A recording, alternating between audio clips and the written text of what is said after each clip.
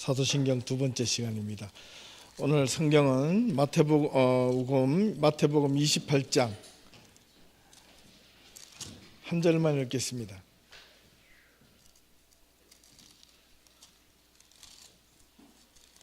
마태복음 28장 19절 20절 두 절이네요. 같이 읽겠습니다. 마태복음 28장 19절 20절 같이 읽겠습니다.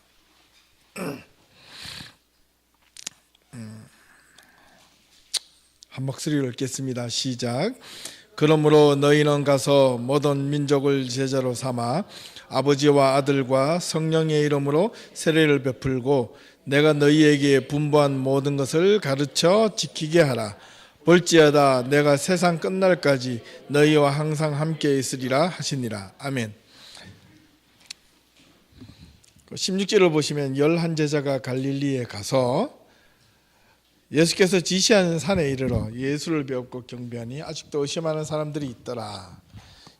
부활 후에 예수님께서 그들에게 보여주셨지만은 부활하신 것을 믿지 않았던 사람들이 있습니다. 그래서 18절에 예수께서 나와 말씀하여 이르시되 하늘과 땅의 모든 권세를 내게 주셨으니 하늘과 땅의 모든 권세 어떤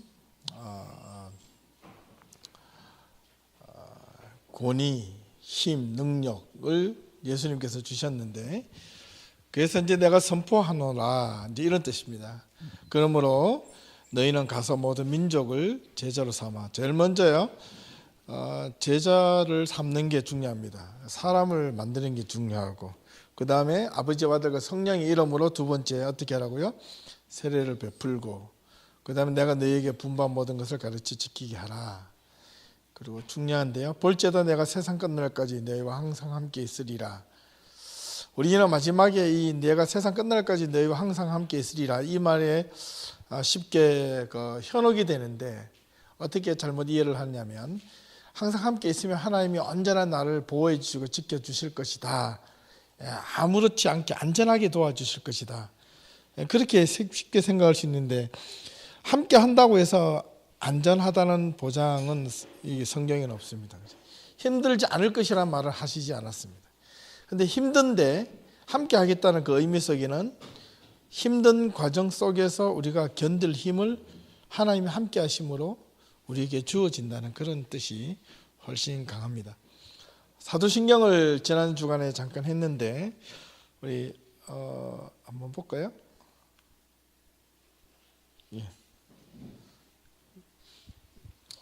간략하게 한번 더 하고 오늘 그 뒷부분을 하겠습니다. 제가 여기 넘기면 되는 것 같아요. 오케이. 배웠습니다. 삼일체 하나님과 인간과 교회인데 우리가 제일 중요한 건 성부, 성자, 성령이 이 세 분을 가지고 삼위일체라고 이야기를 합니다. 오늘 마태복음 28장 19절에 예수님께서 자기의 모든 권세를 주셨는데 세례를 줄 때 반드시 어떻게 하라느냐면 앞서서 우리가 그 마태복음이나 요한복음이나 그다음 누가 마가에 보면 예수님께서 공생의 사역을 시작하실 때 세례 요한으로부터 세례를 받았을 때 그때는 어떻게 세례 요한이 예수님께 세례를 주었을까요?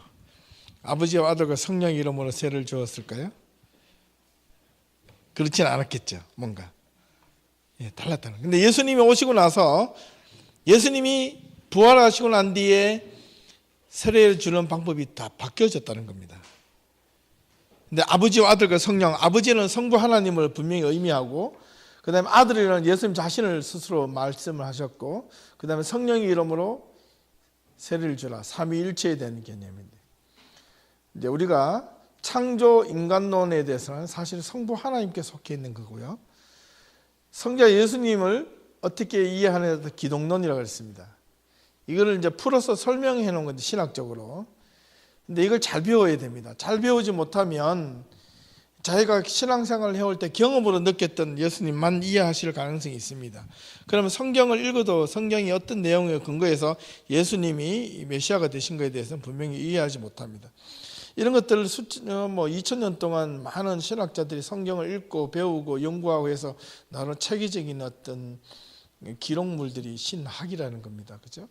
그 다음에 예수님을 통해서 어떻게 구원을 받고, 예수님을 통해서 어떻게 구속이 되고, 예수님을 통해서 어떻게 교회가 형성이 되고, 예수님을 통해서 어떻게 죄를 사함을 받고, 예수님을 통해서 어떻게 부활하시고 난 다음에, 그다음에 십자가에 못 박히기 전날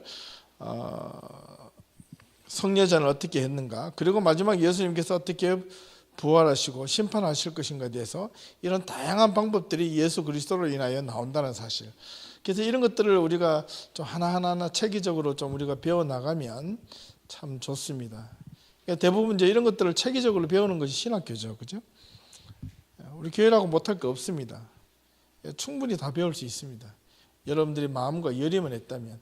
근데 이런 것들을 체계적으로만 잘 배우시면 여러분들 전부 다가 신학자가 되는 겁니다. 신학자라는 것은 신에 대하여 배우고자 하는 사람들이거든요. 이제 연구하는 사람들도 되지만은. 그 다음에 이제 우리가 사도신경을 하게 되는데, 이 사도신경은 앞서서 말했던 여러 가지 이런 다른 것들을, 잡다한 것들 다 포함해서 성부, 성자, 성령에 대한 이 기본 틀을 가지고, 그 다음에 마지막에 하나 교회라는 것을 여기다가 4개, 크게 4개를 가지고 합쳐서 사도신경이 나오게 되는 겁니다. 나오게 된 배경에 대해서는 뭐 또 계속해서 오늘 또 하게 될 겁니다. 그래서 우리가 좀 주어진 사도신경의 내용에 대해서 간략하게 이렇게 우리가 좀 배우고 지난 시간에 했습니다. 영문판, 그리고 니케아 콘스탄티노플 회의라는 이게 아주 중요하다고 그랬습니다. 그죠? 옛날에는 사도신경을 할 때 우리도 지금 한글판 새로운 사도신경 개역 개정판인데, 나는 전능하신 아버지 하나님 천지의 창조주를 믿습니다. 우리도 매주 이렇게 개역된 이걸로 하잖아요. 근데 영문판에도 I believe라고 이야기하는데, 옛날의 신앙 고백에는 I believe가 아니라 we believe였다는 사실입니다. 이게 교회는 공동체적 운명을 안고 있다 그랬습니다. 나 혼자만 잘 믿어서 교회가 잘 되는 건 절대로 아닙니다. 내가 잘나서 예수를 믿는 것이 아니라 우리 전체가 예수를 믿는데 큰 하나의 몸된 하나님의 그리스도의 몸의 역할을 해야 된다는 거예요. 그리고 우리 각자 하나는 몸의 지체라는 겁니다. 지체가 자기 마음대로 한다고 해서 몸이 온전할 수는 없겠죠. 지체가 하나가 아프면 몸이 전체가 아픈 거와 마찬가지입니다. 그래서 위라는 이 단어가 I로 바뀌었는데, 이게 공동체적 신앙 고백에서 개인의 신앙의 고백으로 바뀌어 버린 거예요. 이거는 한번 생각해 볼 필요가 있습니다. 그 다음에 성령도 똑같은 거고요. 그래서 지난 시간에 사도신경이란 무엇인가에 대해서, 전설에 의하면 사도신경은 그리스도께서 부활 승천하신 지 열흘 후에 성령 충만한 사도들이 작성하였다거나 역사적인 증거가 분명하지 않기 때문에 맞다고는 확실히 보지는 못합니다. 그러나 뭐 이야기는 있어요. 신약 성경의 메시지와는 그러나 크게 다를 것이 없기 때문에 괜찮습니다. 뭐 이런 이야기를 했었고, 이건 뭐 크게 중요하지 않기 때문에 넘어가겠습니다. 사도신경이 형성된 첫 번째 배경은 1차 니케아 신조라는 것이 있었는데, 이 니케아 신조가 우리가 오늘 말고 다음 주에 할 거에 대해서, 왜 니케아 신조라는 게 325년에 니케아 니스인가요? 그때 그 프랑스 지역에서 회의를 하게 되었는데, 이 니케아 신조를 만들게 된 배경은 크게 두 가지입니다. 이따가 이야기할 수도 있겠지만은, 첫 번째는 이 초대 교회에서, 이게 R이라고 하는 좀 이따 나오는데요. 이게 로마 교회에서 쓰는 사도신경의 그 고백문이 여러 가지가 있습니다.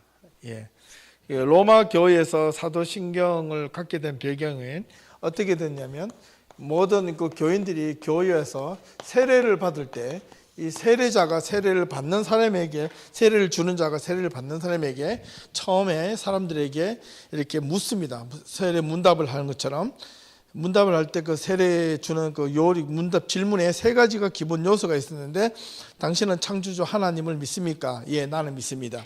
그렇다면 당신은 죄에서 구원하시고 성령으로 잉태되어서 본도 빌라에게 고난을 받아서 우리를 위해 죄를 죽으신 십자가에 돌아가신 예수 그리스도를 믿으십니까? 예, I believe. 그 다음에 성령을 믿습니까? I believe. 이렇게 했다는 겁니다. 그렇게 했던 것이 이 R이라는 로마 교회, 초대교회 로마 교회에서 일어났던 세례를 줄 때 공식 문서로 남아 있습니다. 그래서 그런 것들이 하나가 있었고, 두 번째는 중요한 건데, 이것으로 해서 사도신경이 형성돼서 발전됐다고는 보지는 않습니다. 원칙적으로 두 번째가 중요한데요. 두 번째는 뭐냐? 초대교회에서 이런 형태가 여러 가지가 있다가 어떤 형태가 일어나냐면 교회마다 이 이단들이 생겨나기 시작하는 겁니다. 이단님과 지난번 옛날에 한번 말씀드린 것 같은데, 이 이단과 사이비의 차이점이 뭐죠? 에프세이도, 이거는 헤레시.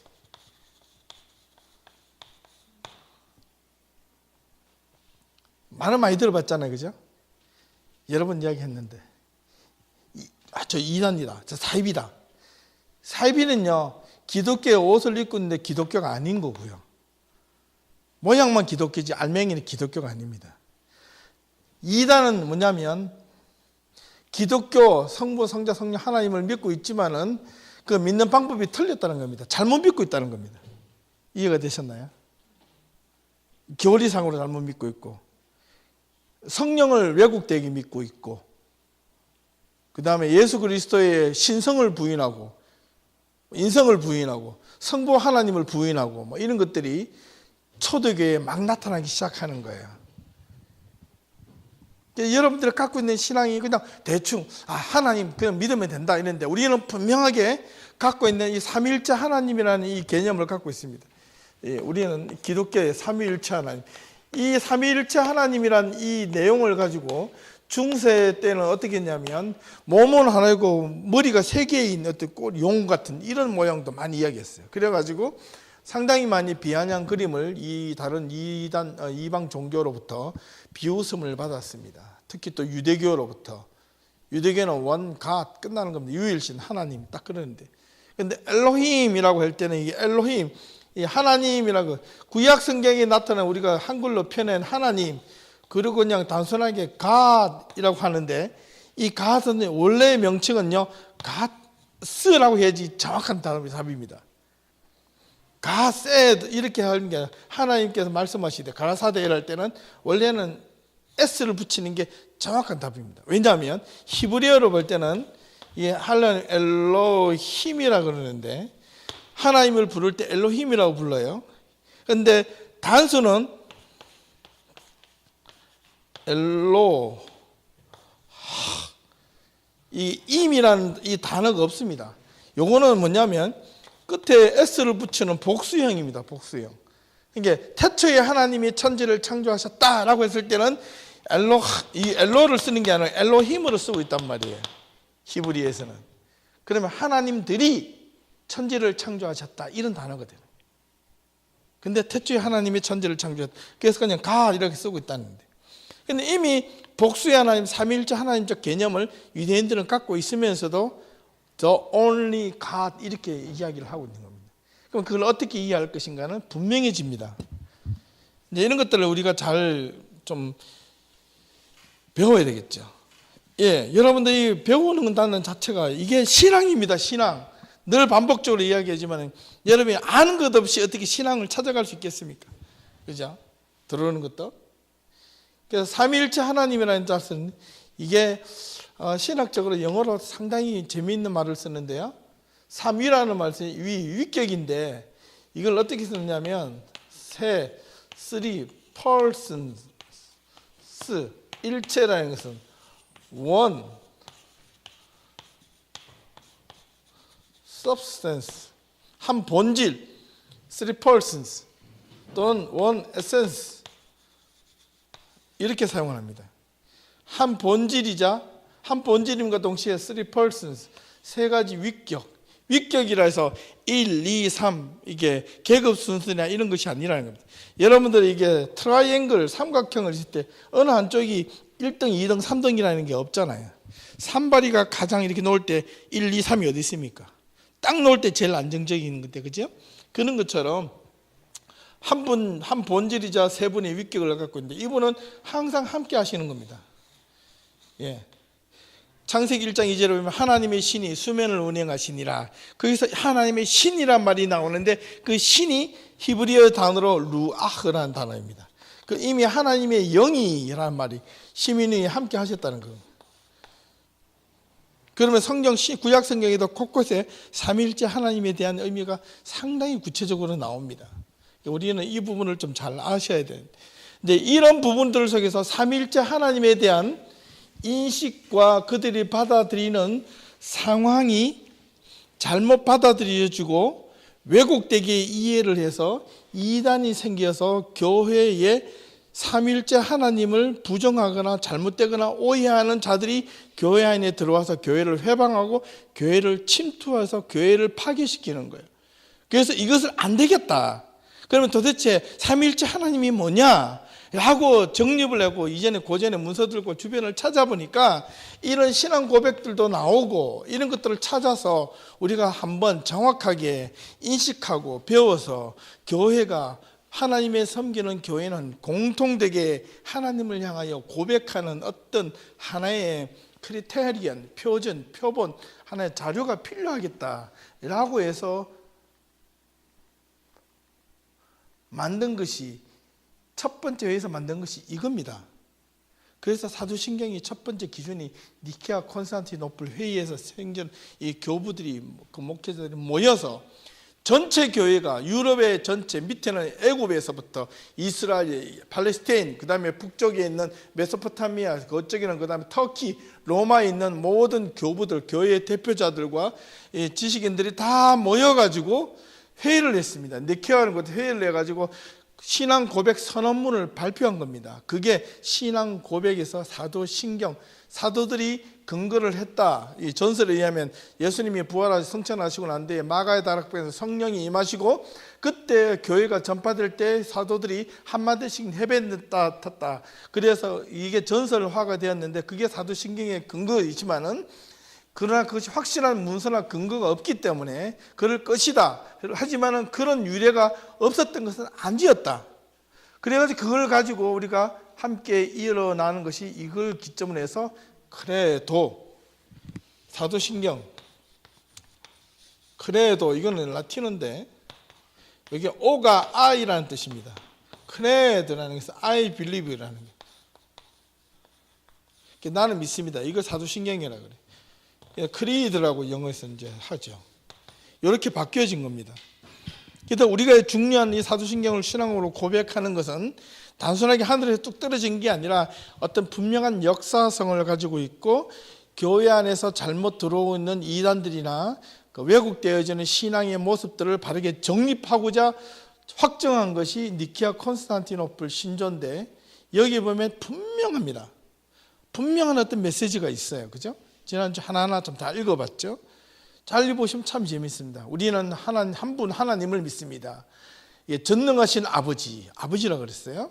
그리고 the make of heaven and earth, 하늘과 땅을 만드시고 모든 것을 만드시고 그다음에 보이는 것과 보이지 않는 모든 것을 만드신 분. 이미 이제 성부 하나님에 대한 그 명칭을 딱 명시를 해놓고 있죠. 그리고 두 번째는 이 예수 그리스도가 성부 하나님과 성령 하나님보다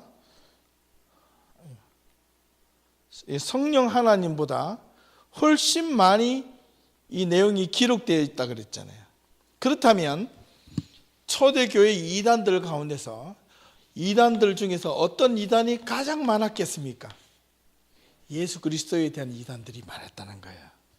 예수를 잘못 오해한 이단들이 많았다는 거예요. 그래서 예수님에 대한 그 아이덴티티를 하나님의 신과 인간으로 오신 예수님에 대한 이야기를 분명하게 구체적으로 이렇게 데피니션 할 필요가 있었다라는 거예요. 그래서 이걸 만들다 보니까 이렇게 길어진 거예요. 다른 것보다. 성부 하나님은 클리어하게 했어요. 근데 성자 예수님에 대해서는 인간의 육으로 입고 오시는데 그게 하나님이 될 수 있느냐라는 겁니다. 있다라는 거야. 그래서 in one Lord Jesus Christ. 한 분 예수 그리스도 우리 한 분의 주. 이거는 one God이라고 했는데 이건 one Lord라고 해놨어요. 이 Lord는 어떤 뜻이 영어로 보면 주인이잖아요. 주인. 그죠? 한 분의 주인이신 예수 그리스도를 묻습니다. 누구의 주인입니까? 우리의 주인이에요. 우리 육체의, 우리 사람의 주인이라는 거예요.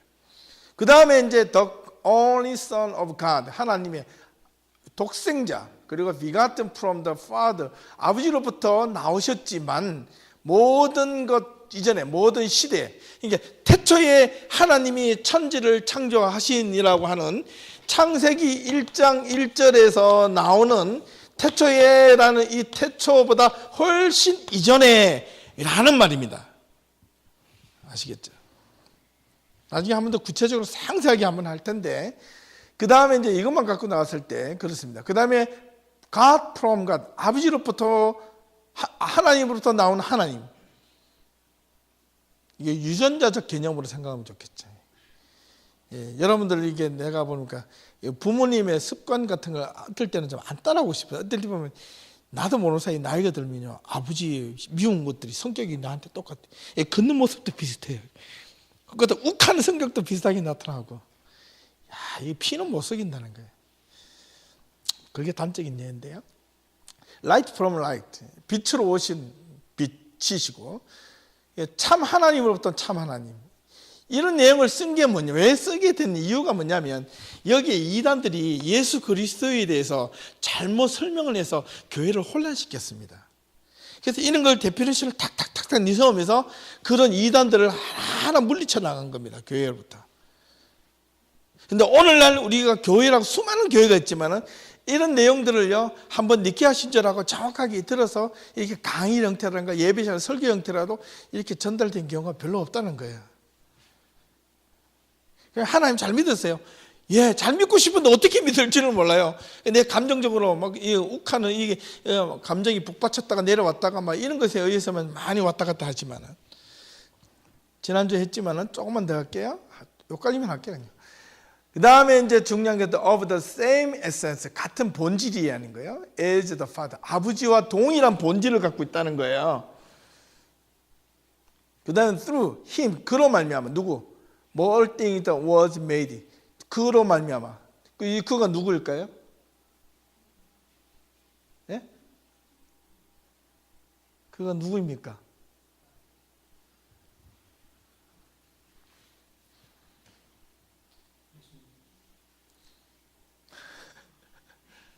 여기서 누굴까요?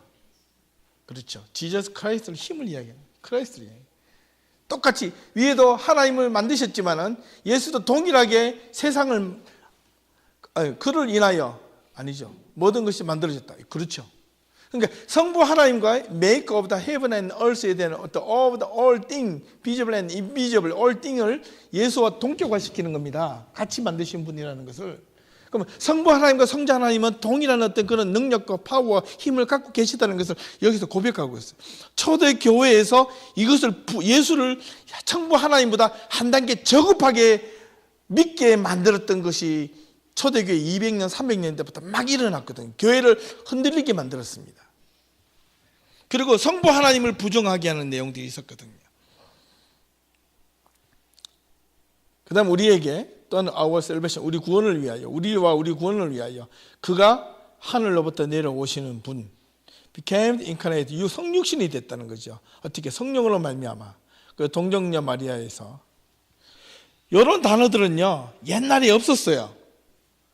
초대교회 아까 아할 문서라는 이 세례 의식을 질 때, 이때는요 성령과 그냥 마리아로 말미암아인데, 나중에 신앙 고백으로 사도 신경으로 바뀔 때는 성령으로 말미암아 동정녀 마리아에게 나시고, 이렇게 싹 용어가 바뀌어집니다. 그 다음에 was made human, 인간이 되셨어요. 사람이 되셨어요. 그리고 이제 여기부터는 이제 뭐 그런 내용들입니다. 그래서 구체적으로 많이 내려옵니다. 그 다음에 성령이 된 이야기인데, 성령은요, 여러분 잘 들으셨는데, 이 초대교회의 성령에 대한 정체성을 명확합니다. We believe in Holy Spirit. 성령을 믿는데, 우리의 주인이신 성령을 믿는데, 그는 누구이신가? 정체성, The giver of life, 생명의 시여자라, 생명을 부여하시는. 이게 첫 번째 성령의 역할입니다. 성령이 가지고 있는 힘이에요. 그 다음에 그는 어떻게? 아버지와 아들로부터 나오시는 분이시다. 그러니까 동일하게 또 아버지로부터 나온 게 아니라 아버지 아들로부터 똑같이 나왔대. 근데 나중에 요 단어 하나 때문에요. 이게 from the father and the son 요 단어 때문에 뭐가 갈라지냐면 로마 카톨릭하고 동방정교회가 여러분 얼소독스 알지요? 동방정교회.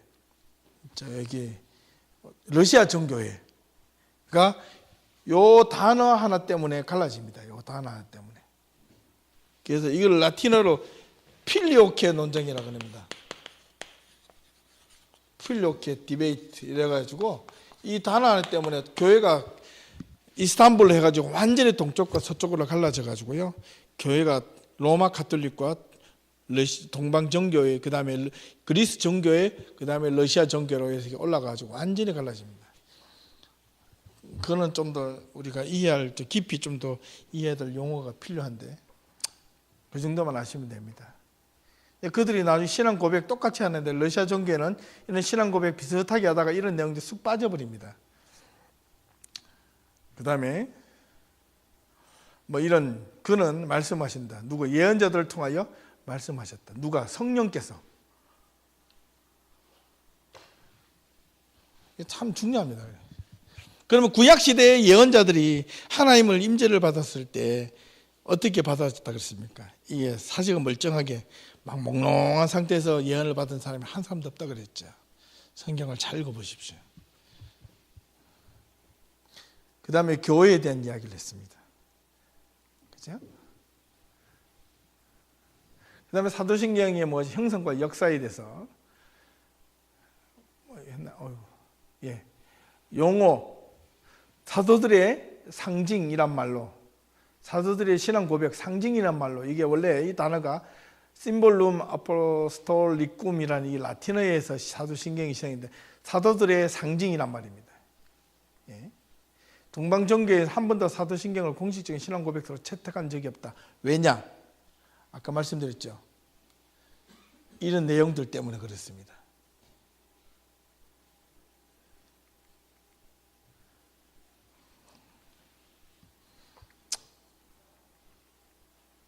그래서 사도신경의 큰 구조를 보면 크게 세 가지, 12가지 부분으로 나오는데 세 가지 부분은 성삼위 하나님, 교회, 성도들이 이렇게 나누어 있거든요. 이게 제일 크죠. 그래서 굵은 글씨로 해놨고 네 가지 부분은 요거를 세 부분, 요걸 하나로 나눠서 성부, 성자, 성령 그리고 성교회 여기에 성도들을 포함해서 그리고 좀 더 구체적으로 12가지 부분을 나누면 사도신경의 신앙 고백의 내용을 가지고 이렇게 하나, 둘, 셋, 넷, 다섯, 여섯, 일곱, 여덟, 아홉, 열, 열하나, 열두 이렇게 나누는 겁니다. 이렇게 구분되어 가지고 나누는데 하나하나 이제 설명을 나중에 할 겁니다. 성부는 이렇게 하고 그다음에 나는 유일하신 예수 그리스도를 믿습니다. 신분, 그는 성령으로 잉태되어 동정녀 마리아에게 나시고 출생, 본데오 빌라의 권한을 받아 십자가에 못 박혀 죽으시고 장사된 지, 그다음에 원래 지옥으로 내려가서 또는 무덤에 머무시고 이런 뜻인데 여기가 고난과 죽음과 장사, 무덤에 묻히셨다는 것을 이야기하고 그다음에 부활, 사흘 만에 죽은 자 가운데 다시 살아나셨으며 승천, 하늘에 오르셔 전능하신 아버지 하나님 우편에 계시다가 재림, 심판하러 오십니다. 그리고 성령을 믿고 교회에 대한 이야기와 성도들 죄를 용서받는 개인적으로 고백할 때 그다음 몸의 부활과 영생을 믿는다 이런 뜻입니다. 자, 오늘 여기부터 좀 시작할 텐데요. 간단하게 지난주의 것을 반복을 했기 때문에 여기는 쭉 그냥 쉽게 살펴봅니다. 우리가 네 가지를 보게 될 텐데 성부, 성자, 성령, 교회에 대한 내용을요 조금 더 성경에 있는 근거를 가지고 한번 찾아보자는 겁니다. 그렇다면 성부에 관한 신앙 고백은 전능하신 하나님이 천지를 창조하셨음을 믿는 고백은 말할 것도 없이 먼저 창세기 1장 1절을 배경으로 했다. 태초에 하나님이, 여기서는 먼저 제가 엘로힘이라고 그랬죠. 복수형으로 쓰고 있다고 그랬죠. 예. 성경에 히브리서 성에 보면 여러 다른 신들이 히브리어에도요. 이게 이제 엘로힘이라는 이 단어가요.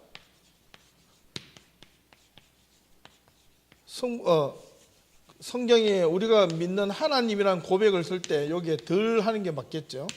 하나님 말 쓸 때도 이렇게 쓰고 그 다음에 또 다른 똑같은 단어가 똑같습니다. 이방 신을 의미할 때도 똑같은 엘로힘을 씁니다. 히브리어는. 그래서 그 문명을 잘 읽어보셔야 됩니다. 그래서 영어 단어에서는 하나님 할 때 반드시 대문자를 쓰는데 영어에서 이방 신을 할 때 소문자로 G를 이렇게 씁니다. 그리고 반드시 뒤에 S를 붙여요. 이런 분명한, 이런 작은 차이가 큰 어떤 흐름을 좌우합니다. 그래서 성경을 읽으실 때 꼼꼼하게 읽으셔야 됩니다.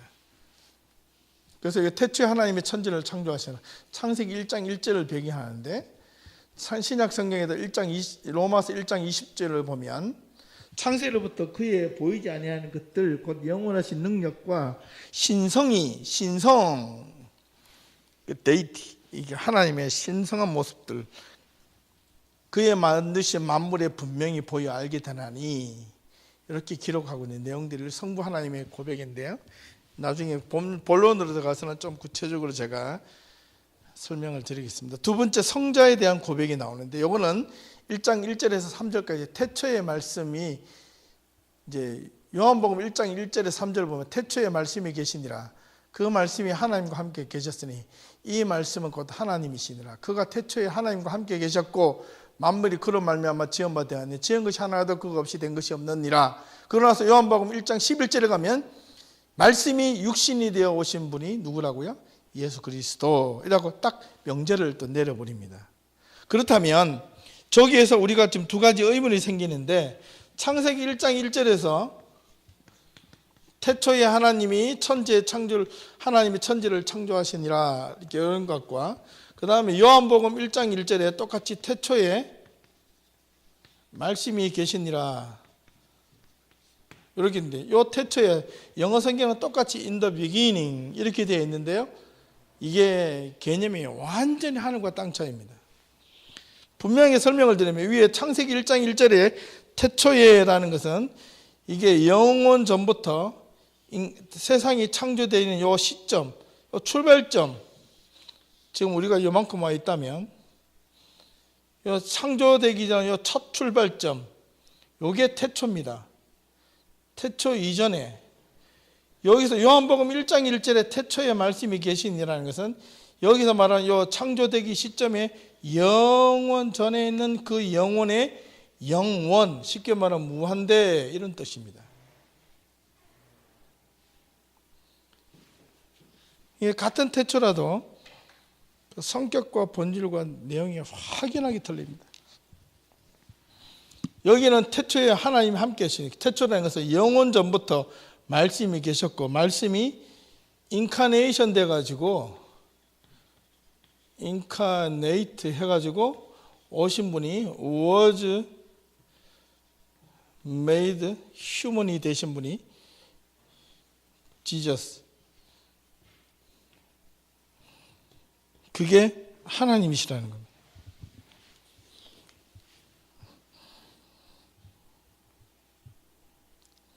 이게 성자에 대한 첫 번째 기본적인 진술이에요. 그리고 또 하나는 예수님의 고백을 복음서에도 많이 나타나는데 크게 6가지로 구분되는데요. 하나는 성자의 신분으로 예수님의 신분, 스테이트, 하나님의 외아들 예수 그리스도 요한복음 1장 14절 18절 3장 16절 하나님 요한복음 3장 16절 갑자기 생각이 하나님이 세상을 이처럼 사랑하사 독생자를 주셨으니 누구든지 주를 믿으면 멸망하지 않고 영생을 얻으리라. 그게 하나예요. 모든 게 다 들어있어요 사실은. 그런데 여기에 독생자를 주셨으니 신분을 하나님이 세상을 이처럼 사랑하사 여기서 이처럼 사랑하사라는 이 단어가 참 이거 신학적으로도 그다음에 우리 신앙적으로 상당히 많이 좋은 어떤 영향력을 주는데 이처럼 사랑하사라는 거 이처럼 이같이 사랑하사 이처럼 사랑하사라는 것은 사랑했기 때문에 이유가 독생자를 주셨어요.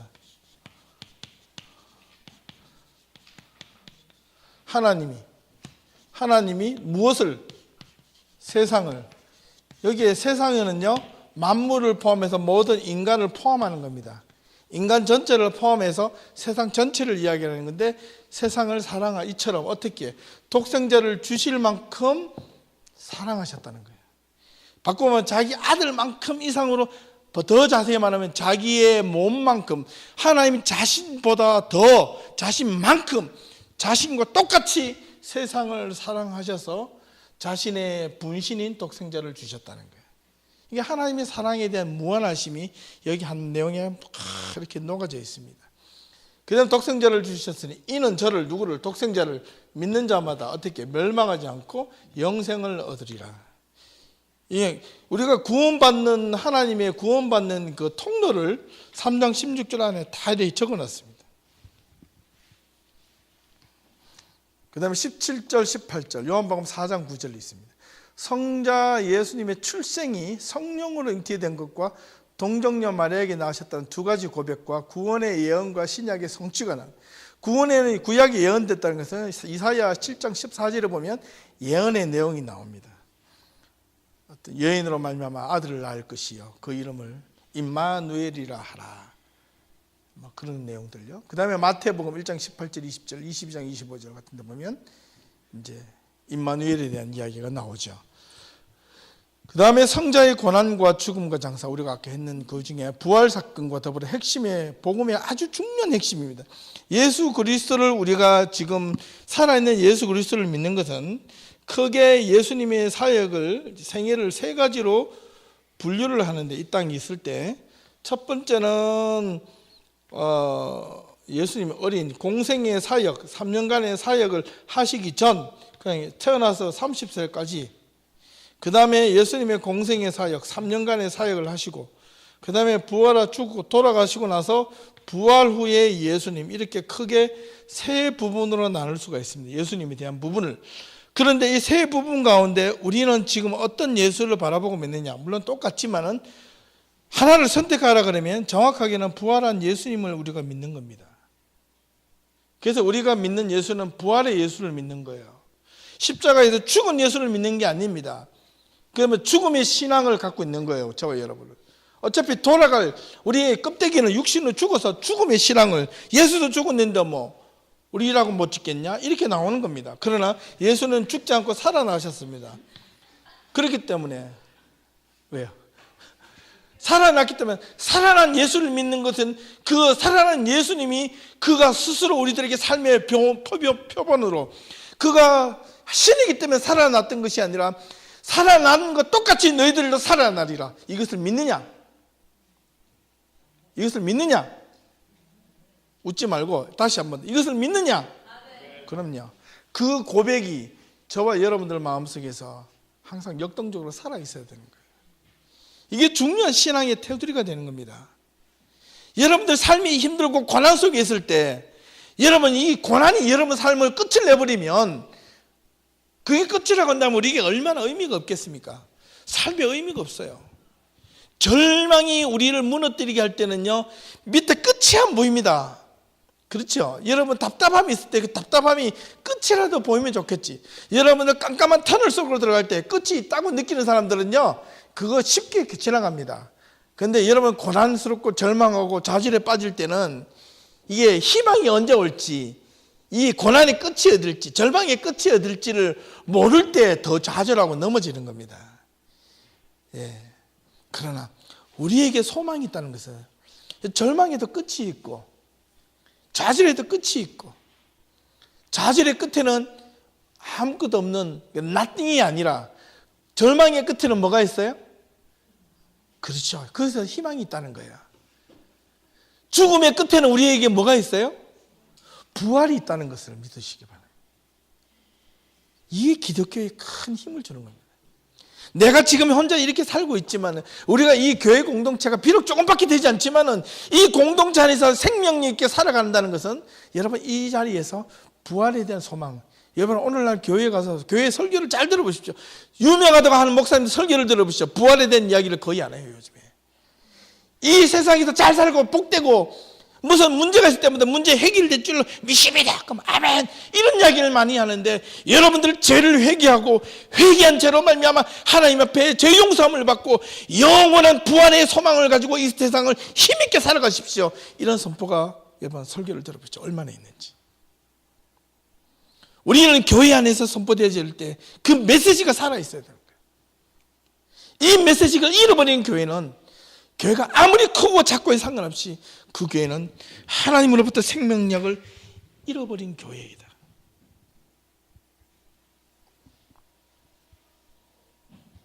부활할 예수님이 여러분과 우리와 함께 하실 줄 믿습니까?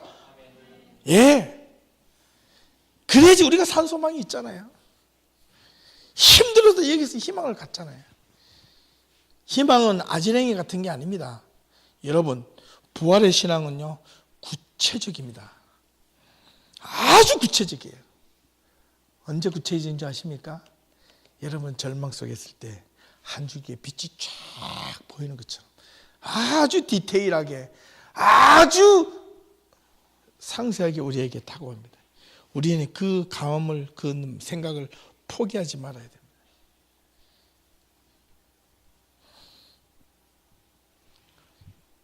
실제로 인류를 구원한 결정적인 사건인데요. 그래서 우리는 부활하신 예수를 믿는 겁니다. 본디오 빌라도에게 고난을 받은 사람은 빌라도의 사형 판결이 십자가에 못 박혀 죽게 된 결정적인 계기가 되었지만 빌라도에 의해서 직접 육체적인 고난을 받았다는 뜻은 아닙니다. 요 단어 하나 때문에 많은 유대인들하고 이 개신교인들하고 이게 신학자들하고 논쟁이 있었습니다. 왜냐하면 개신교 어떤 못된 이 신학자들은 어떻게 했냐면, 못됐다기보다는 좀 그 신학자들은 이런 거 갖고 막 놀립니다. 유대인들이 빌라도가 원래는 예수님의 십자가 앞에 매달기 전에 이 사람은 죄를 찾지 못했다 그랬습니다. 그럴 때 누가 그것을 예수 십자가 못 박으라 그랬습니까? 누가? 몰라요. 로마 군병이 십자가 못 박으시오 이렇게 했습니까? 빌라도가요. 누가 그랬어요? 제사장들이 그랬어요. 제사장들이 유대인들을 동원해서 시켰어요. 그리고 뭐라 그랬습니까? 만약에 그 죄가 잘못됐다면 우리 누구에게 피를 돌리라 그랬습니까? 우리에게, 유대인들에게, 우리에게 그 피값을 돌리라 그랬습니다. 그래서 그 말 한마디를 가지고 이 유대인들을 향해서 빌라도가 이렇게 만난 것은, 이게 이때까지만 해도 이 신앙 고백이 주로 중심에 누구냐면 유대 크리스찬들의 중심이 되어서 신앙 고백을 이루어져 갔던 겁니다. 사도신경 하신 분들 이제 이 말이 무슨 뜻인지 아시겠죠? 사도행전 안 하셨습니까? 우리 몇 분 하셨잖아요. 했잖아요. 유대인 공동체와 헬라인 공동체가 사도행전에서 엄청나게 싸웠다 그랬죠. 교회 안에서. 주도권을 누가 잡았습니까? 그 가운데서 이 사이에서 가장 결정적인 주도권을 누가 잡았습니까? 바울이 잡았지 않습니까? 바울은 유대인입니까? 헬라인이었습니까? 유대인이었다는 거예요. 로마서에 보면, 로마서 공부하셨잖아요. 바울이 로마서를 보면서 유대인들을 향하여 구원에 대한 이야기를 했습니까? 안 했습니까? 집요하게 했어요. 그러나 유대인들이 그 구원을 받을 만한 자기에게 못되었을 때 그 구원이 어디로 돌아간다고요? 이방인들로 돌아간다고 이야기하는 거예요. 그러니까 성경에 하나라도요 따라 떨어지는 게 결코 없습니다. 다 연결이 됩니다. 그래서 이 빌라도를 고난을 받았다, 빌라도를 집어넣으면서 이 유대인들에게 자기들에게 죄가 없다는 것을 간접적으로 시인했다. 이런 식으로 막 이렇게 막 글을 써놨어요. 그래도 유대인들은 그게 아니다 막 또 이러고요. 그 다음에 또 네 번째, 성자의 부활. 사복음서에는 여러 가지, 마태복음 28장, 16장 끝장에는 각각 부활하신 예수님을 서술하고 있고, 성자의 부활을 역사적으로 서술하고 있거니와 서신서에는 그에 대한 신학적 의미를 부여해서 특히 고린도전서 15장은 부활만 자체만을 다루고 있습니다. 그래서 성도들의 부활도 포함하고 있습니다. 그래서 고린도전서 같은 경우는 부활을 이야기하고 있는데 그 부활을 언급할 때 사도 바울이 누구에게 보내는 편지라고요? 고린도 교회. 그러면 고린도 교회의 상황을 이해를 하셔야 됩니다. 왜 부활만을 다루어야 되는지, 성자의 승천, 하늘 올라가신 것은 또 끝부분에 있고 사도행전 1장의 서두에 나오고요. 부활의 예수님이 인류 역사상 누구보다 찾아볼 수 없는 유일한 사건이 부활과 더불어 승천이라는 거예요. 그 다음에 다시 오실 예수님, 반드시 성경은 다시 예수님이 오실 것을 성경은 언급하고 있습니다. 이 내용 때문에 수많은 이단들이 과거 2000년 전에서부터 오늘날에도 이 재림에 대한 이 이단들이 수없이 나타나는 겁니다.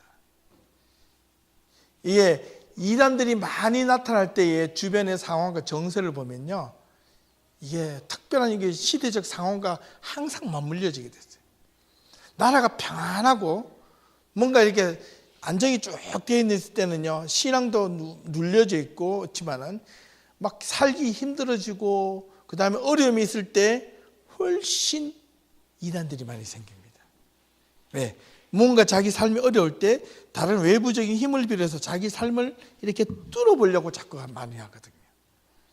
근데 기독교 신앙은 그게 아니에요. 원래 하나님을 믿는 신앙은 어떤 내가 힘들 때 외부의 힘을 끌어달아서 이렇게 자기 삶을 헤쳐나가는 것이 아니라 원래 주셨던 하나님의 말씀, 그 말씀을 더 깊이 묵상하고 그것이 내 삶 속에 체득화가 되어서 내가 오늘 힘든 상황을 외부에서 힘을 빌려와서 뚫고 나가는 것이 아니라 이미 주어진 하나님의 말씀을 가지고 그 말씀 자체의 힘을 입어서 내가 오늘 힘을 살아갈 수 있는 용기를 갖게 만드는 거예요. 이게 하늘과 땅 차이죠.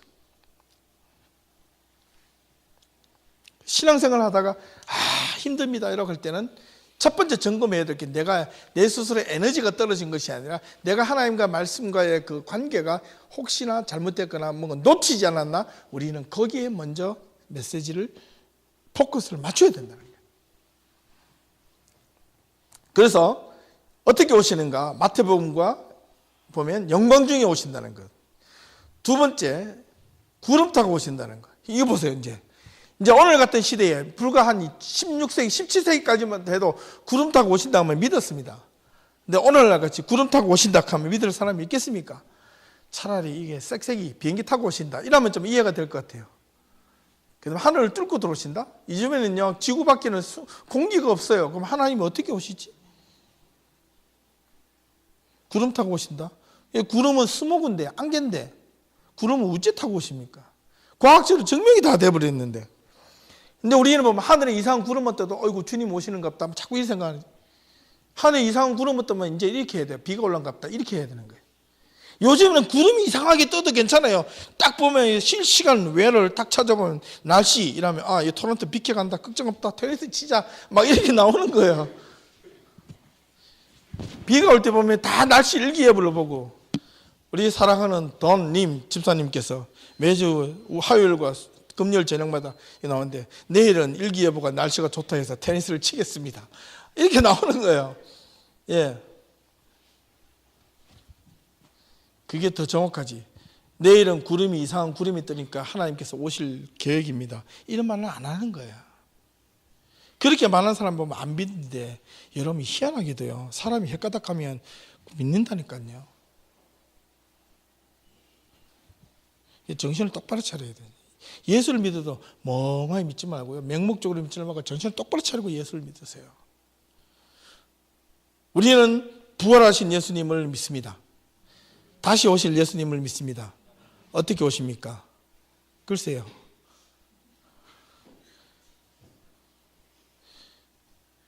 근데 어떻게 속히 오신다는, 이 속히란 말도 아주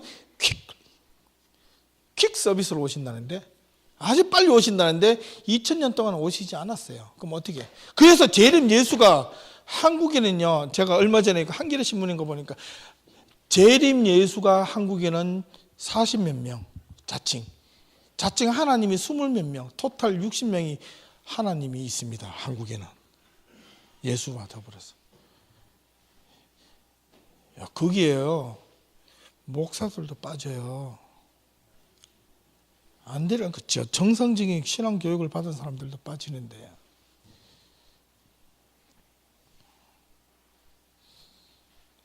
제레미에 대한 신앙을 고백하는 것과 제레미야 사실에 대해서만 고백되어야 하는 것이, 잘 보세요. 제레미야 시기는 결코 언급되지 않았다는 사실을 잊어버려서는 안 된다. 계시록도 잘 생각을 하셔야 됩니다. 그죠? 기회가 되면 한번 해보고 싶은데, 얼마 전에 어떤 분이 오셔서 계시록 전공자가 했는데, 한번 이야기는 들어봤지만은, 마지막 네 번째 교회에 관한 고백이 있습니다. 이 지체라는 것은 교회 간의 지체 일치, 교회의 통전, 이걸 포기하면 안 됩니다. 교회는요, 성도들이 한 사람 한 사람이 자기 주장으로 하는 것이 아니라 교회는 하나된 목적을 가지고 나아가야 됩니다.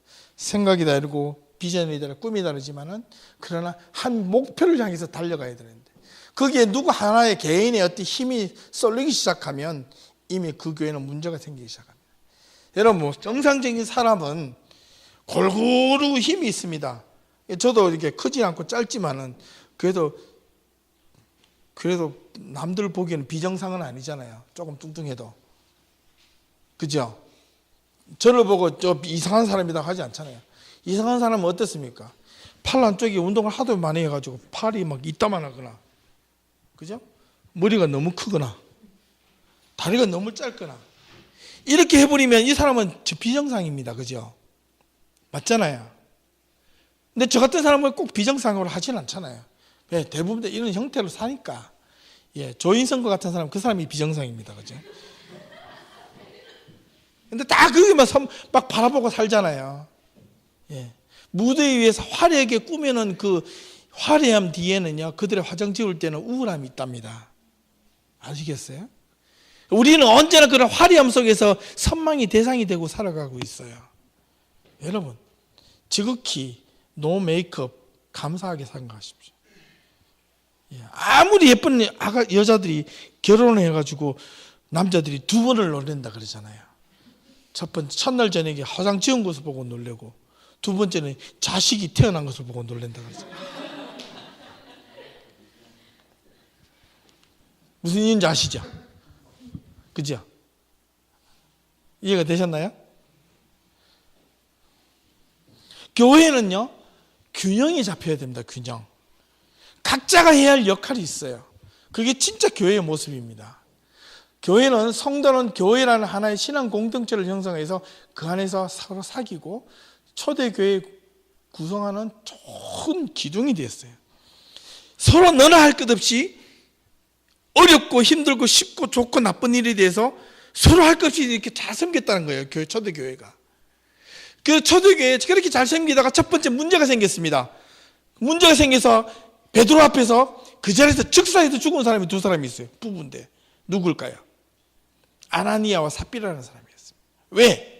초대교회 공동체에 어려운 사람이 있었는데, 그 전까지 어려움이 있으면 자기가 물건을 가져와서 막 나눠줬는데, 근데 언제부턴가 모르게 이 공동체 안에서 자기 욕심이 생기기 시작한 거예요. 그런데 어려운 사람이 있습니다라고 광고를 했는데, 갖다 줘야 되긴 줘야 되겠는데 이게 자기 걸 다 빼놓고 나서 가져왔습니다. 이게 베드로가 네가 다 갖고 왔느냐? 네! 하다 그냥 죽어버린 겁니다. 이거는 큰 것을 시사하는 내용인데, 단순히 아나니아 삽비라가 죽었다 여기에 끝나지 않은 게 아니라 그 교회 공동체에 이미 그 사이에서 균열이 생겨가는 거예요. 균열, 욕심, 자, 내 것, 네 것 이렇게 따지기 시작하면 교회는요, 반드시 그 안에서는 흐트러지기 시작합니다. 그러나 문제가 있다, 어떤 어려움이 있다, 그러면 서로가 거기 함께 하려고 했는 그 교회는요, 교회가 반드시 살아납니다. 여러분, 불씨가 꺼져갈 때는요, 불씨에 바람이 없어서, 공기가 없어서 꺼져가는 게 아니라니까요. 그렇죠? 불씨가 꺼져갈 때는 뭐가 없어서 꺼져갑니까? 뭐가 없어요. 불이 없어서 꺼져가는 게 아니죠. 뭐가 꺼져가요? 재밖에 없어서 꺼져가는 거예요. 맞죠? 나무가 없어서 꺼져가는 거니까? 연료가 없어서 꺼져가는 거니까? 훅 불어서 꺼져요. 근데 나무가 있어요. 나무도 끊는데 나무 훅 부는데도 나무가 안 타요. 왜? 어때서? 나무가 젖어서 그래요. 젖었다는 건 뭐냐? 내 안에 갖고 있는 품은 게 너무 많다는 거예요. 나무가 잘 타려면 뭐가 돼야 돼요? 바짝 말라야 돼요.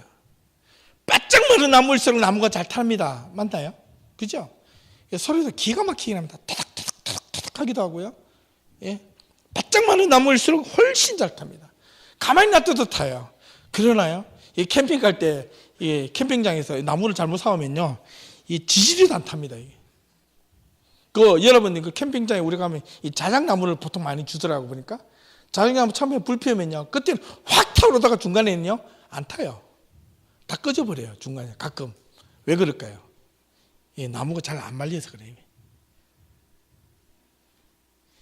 잘 기억을 하셔야 됩니다. 교회에 내가 마음을 비우고 내 안에 있는 것을 다 이렇게 말려지지 않으면, 하나님의 교회는 자꾸 물을 먹는 교회가 되면, 자기 것을 흡수하는 교회가 되면 교회는 말라버린다는 거예요. 성도들에 관한 고백인데, 성도들의 사죄, 용서는 성도가 하나님으로부터 죄사함을 받는 것을 의미하는데 두 가지로 언급됩니다. 죄사함을 받는 데서 예수 그리스도가 반드시 중보자가 되시는 거예요. 그래서 우리는 중보자는 다 원래 중보기도라는 것을 원래 제가 말씀드렸잖아요. 한 분밖에 할 수가 없다. 누가? 예수 그리스도. 우리는 무슨 기도? 원래는 도고기도. 도고기도. 우리가 간구와 도구로 이렇게 우리가 중보를 한다는 말은 없습니다. 그런데 왜 중보기도를 쓰냐? 지금 계속 쓰기 때문에 저도 쓰는 거예요. 사실은 바꾸면 좋겠어요. 예수 그리스도가 속죄 및 사죄의 중보자가 되신다. 분명합니다. 그래서 우리는 예수님을 믿고 그분으로 말미암아 구원을 받는 거예요. 내가 곧 길이요 진리요 생명이니 나로 말미암지 않고는 아무도 구원받을 자가 없다는 것. 성도의 부활에 대해서는 신약의 여러 곳에서 언급이 되는데 영생의 전제가 됩니다. 근데 우리는 반드시 부활함이 없으면 영생으로 들어갈 수 있는 길이 nothing, 아무것도 없다. No way, 길이 없다는 거예요. 부활이 그만큼 중요합니다. 근데 이거 철저하게 알아야 되죠. 철저하게 우리 신앙 가슴속으로 믿어야 되겠죠. 그 다음에 성도의 영생은, 영원한 삶은 성도의 궁극적인 구원인데 신약의 내용에서 아주 중요하게 자리 잡고 있습니다. 요한복음 3장 16절 이미 말씀드렸고, 요한복음 로마서 6장 22절에서 23절을 보면 영생이 하나님의 은혜로, 은사로 온다는 거예요. 요한일서 2장 20절은 영생을 그리스도의 약속으로, 계시록에 보면 영생을 누리는 천국의 광경을 아주 상세하게 묘사하고 있습니다. 사도신경의 삶의 자리인데, 사도신경 삶의 아마 초대교회 세례식, 아까 말씀 알리안지 나오는데요, 마태복음 28장 29절 오늘 읽었습니다. 삼일째 신앙의 고백을 위한 표시하는 관, 세례 때에 처음에 세워졌대요. 예수님 이후에 AD 한 70년, 80년부터 초대교회가 형성이 되고 나서부터 로마 교회에서부터 이와 관련 이후에 2세기 말과 3세기 초에 신앙 고백을 핵심으로 하는 세례 보고들이 이렇게 나오는데, 이게 J.N.D. 켈리라는 그 고대 신학자인데요, 신학자가 고대 교회사, 초대교회 신앙 고백사라는 이 책에 의하면 여기에 자료가, 그 문헌을 찾았는데, 세례를 받게 된 자가 물에 내려갈 때 세례를 베푼 자는 그에게 손을 얹고 말한다. 너는 전능한 하나님을 믿느냐? 그러면 세례 받는 자는 말해야 한다. 나는 믿습니다. 세례 베푸는 자가 손을 얹은 이후에 세례를 베풀어야 한다.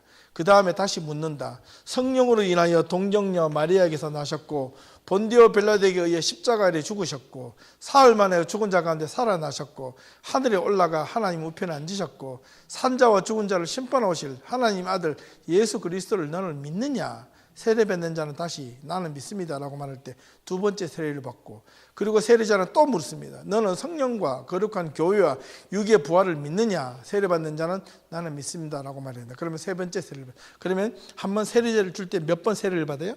세 번. 누구의 이름으로? 성부의 이름으로, 성자의 이름으로, 성령의 이름으로. 근데 우리는 약식으로 해서 한 번 주는 겁니다. 근데 이번 주일날 유정이가 세례를 받아요.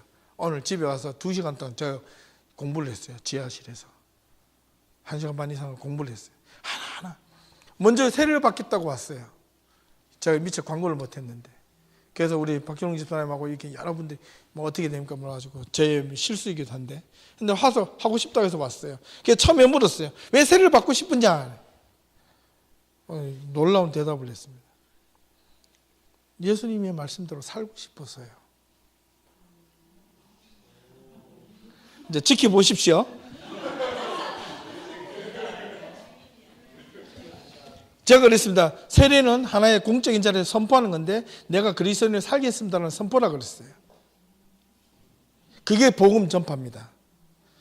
내가 그리스도인입니다라고 세상에 나가서 선포할 수 있는 힘이 있어야 돼. 그렇다면 내가 삶이 뭔가 달라야 되겠죠. 지금 그대로만 해도 됩니다. 자, 마지막이 될 것 같은데, 이 보고서의 명백한 윤곽 안에 자세한 것들이 전개되어 있지만 후기 사도신경의 핵심이 들어있습니다. 저런 내용들이 나중에 사도신경으로 들어오게 되는, 저게 첫 번째 하나의 틀을 갖게 되는데, 두 번째에 이 이단들이 들어오게 생기면서부터 이 이단들이 교회 안에서 엄청나게 하나님과 예수님과 성령에 대해서 자꾸 다르게 가르치는 거예요. 왜 가르치는 줄 아세요? 고려대 주변에 있는 이방 종교들과 이게 섞이기 시작하는 거예요. 그러면 언뜻 떠오르는 내용이 있지 않습니까? 여러분들 가나안 땅에 들어갈 때 이스라엘 백성들이 교회 가나안 땅에 들어가서 네가 바알을 섬기지 말고 오직 하나님만 바르게 말씀과 규례와 법도와 명령만 따르라 그랬는데, 들어가서 어떻게 했습니까? 이방 신상들과 바알과 섞이는 신앙을 갖게 되잖아요. 그게 초대교회에도 똑같이 일어난다니까요. 그것이 오늘날 현대 20세기 들어간 21세기 살아간 우리 시대에 이런 모습이 있을까요, 없을까요? 있을까요, 없을까요? 많죠. 여러분, 시대에서 뭔가 분위기만 다를 뿐이지 계속해서 그런 동일한 범죄와 하나님께서 요구하시는 것과 이런 것들 반복이 됩니다. 그런데 그 속에서의 하나님의 준엄한 심판이 있다는 것을 메시지로 선포한 자들이 누구였다? 예언자들이었다.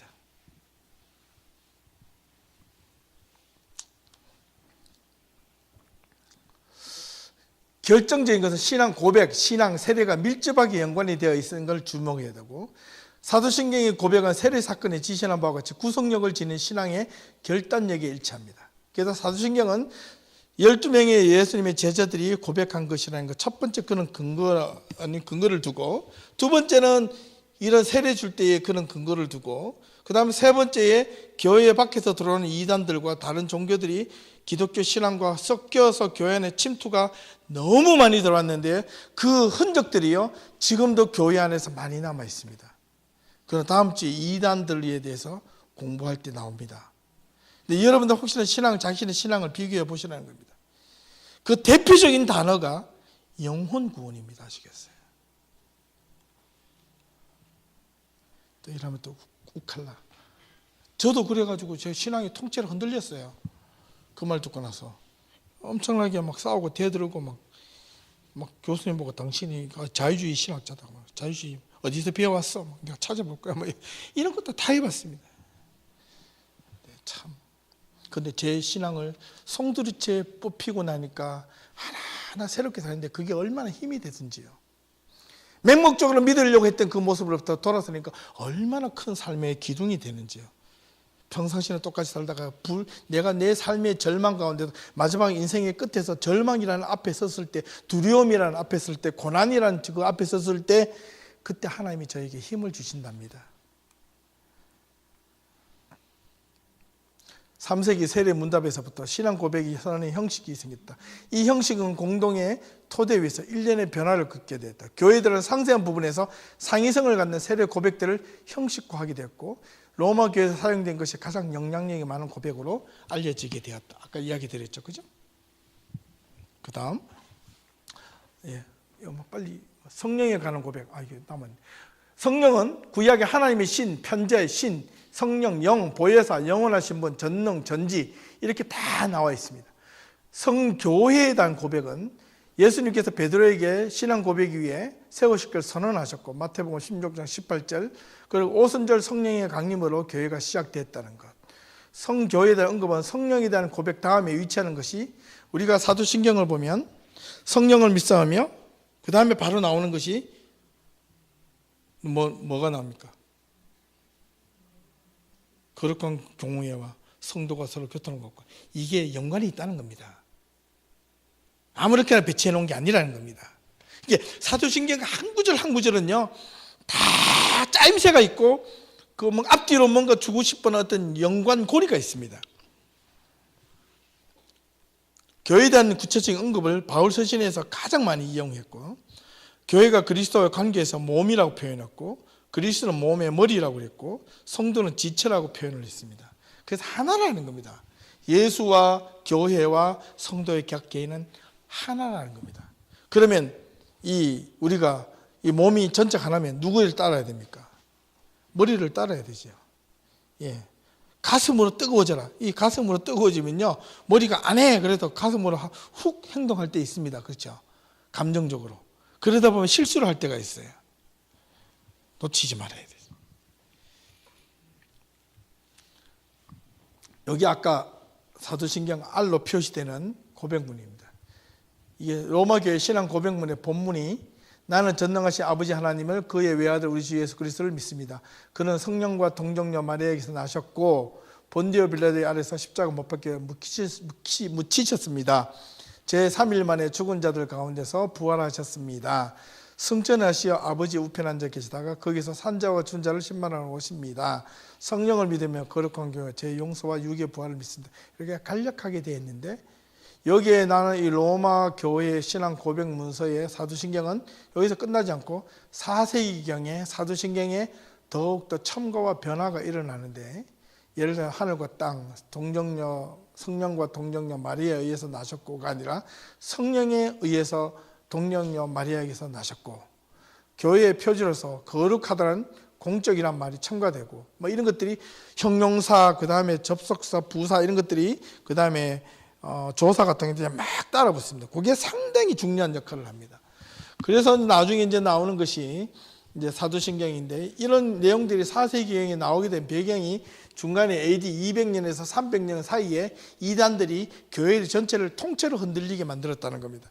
그러면 교회에 어떤 그 이단들이 왔길래 이런 고백이 나오는가를 우리가 살펴봐야 되겠죠. 이게 이제 다음 주에 이단들의 출현과 기독교적 대응. 초대교회 구성원들은 출신 배경이 아주 다양했습니다. 다양했는데 그 다양한 출신 배경이 때문에 자기가 살아온 삶의 배경과 백그라운드 속에서요, 자기가 들어왔고 생활했던 예수를 믿기 전에 신앙의 어떤 종교적 형태를 갖고 교회 안에 들어와서 이러지 않을 것이라는 것을 자의적인 해석을 하면서 문제가 생기기 시작했습니다. 그럼 다음 주에 한번 살펴보겠습니다. 오늘 간단하게 한 15분 내지 20분 남았는데요, 여러분들 오늘 말씀을 잘 보시고 다음 주는 이단에 대해서 한번 살펴보는데, 다음 주 꼭 중요합니다. 왜냐하면 다음 주부터 한 주가 사도신경을 이해하는데 결정적인 역할을 할 겁니다. 그래서 한번 더 잘 보시고요, 제가 기도하고 마치면 여러분들 소그룹으로 똑같이 한번 더 모이셔서 여러분들 지난 한 주 동안 삶을 좀 나누시고, 기도하는 여러분들 각자의 기도와 삶을 좀 나누고, 오늘 주신 말씀을 갖고 좀 더 쉐어링도 좀 하시고 할 수 있기를 소망합니다. 기도하겠습니다. 하나님 감사합니다. 또 한 주간을 지켜주셔서 감사합니다. 이번 한 주 또 돌아오는 이 주일은 추수감사주일입니다. 하나님 한 해 동안 저희들을 지켜주셔서 감사합니다. 혼자 산 듯, 나 혼자 내 마음대로 산 듯 하지만 돌아보면 하나님의 은혜와 하나님의 도우심이 없이는 단 하루도 살 수 없었음을 고백합니다. 하나님 저희들과 함께해 주셔서 감사합니다. 보이지 않는 하나님이시지만 우리가 늘 함께 하심을 믿고 나아가는 믿음의 우리 성도들이 될 수 있도록 우리 예담교회를 복을 주시고 은혜를 더하여 주시옵소서. 각자의 삶 가운데 어렵고 힘든 것이 있을지라도 그것을 두려워하지 말고 담대하게 하나님이 주시는 믿음과 말씀을 통하여 이겨나갈 수 있도록 도와주시고 담대함을 허락하여 주시옵소서. 예수님의 이름으로 기도합니다. 아멘.